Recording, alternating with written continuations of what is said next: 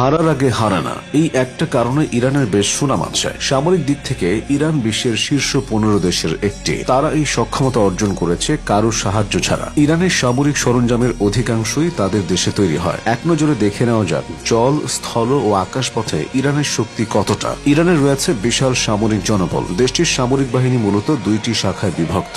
এক, সেনাবাহিনী; দুই, ইসলামী বিপ্লবী গার্ড কর্পস। দুই বাহিনী মিলে ইরানে প্রায় 6,10,000 সক্রিয় সেনা রয়েছে। সক্রিয় সেনা ছাড়াও রয়েছে প্রায় 3.5 লাখ রিজার্ভ সেনা। এছাড়া ইরানের রয়েছে 10 লাখেরও বেশি আধা সামরিক সদস্য, যারা প্রয়োজনে যে কোনো সময় লড়াইয়ের ময়দানে নামতে সক্ষম। ক্ষেপণাস্ত্র প্রযুক্তি, ইরানকে বলা হয় মধ্যপ্রাচ্যের ক্ষেপণাস্ত্রের পাওয়ার হাউস। তাদের কাছে কয়েক হাজার ব্যালিস্টিক ও ক্রুজ মিসাইল রয়েছে। ইরান দাবি করে তাদের কাছে আধুনিক ফাত্তাহ 1 ও ফাত্তাহ 2 হাইপারসনিক ক্ষেপণাস্ত্র রয়েছে, যা শব্দের চেয়েও 13 থেকে 15 গুণ দ্রুত চলতে সক্ষম এবং রাডার ফাঁকি দিতেও সক্ষম। এছাড়া খোরামশার, সেজ্জিল এবং শাহাব 3 নামের দূরপাল্লার ক্ষেপণাস্ত্র রয়েছে ইরানের ভান্ডারে। প্রায় 2000 কিলোমিটার পর্যন্ত পাল্লার এসব ক্ষেপণাস্ত্র সরাসরি বাইরের অনেক দেশে আঘাত হানতে সক্ষম। ড্রোন বা সক্ষমতা, আধুনিক লড়াইয়ে অন্যতম প্রধান সরঞ্জাম হল ড্রোন। এক্ষেত্রে ড্রোন প্রযুক্তিতে ইরান অনেক বেশি সাফল্য দেখিয়েছে। শাহেদ 136 নামের অত্যাধুনিক কামিকাজে ড্রোন রয়েছে ইরানের।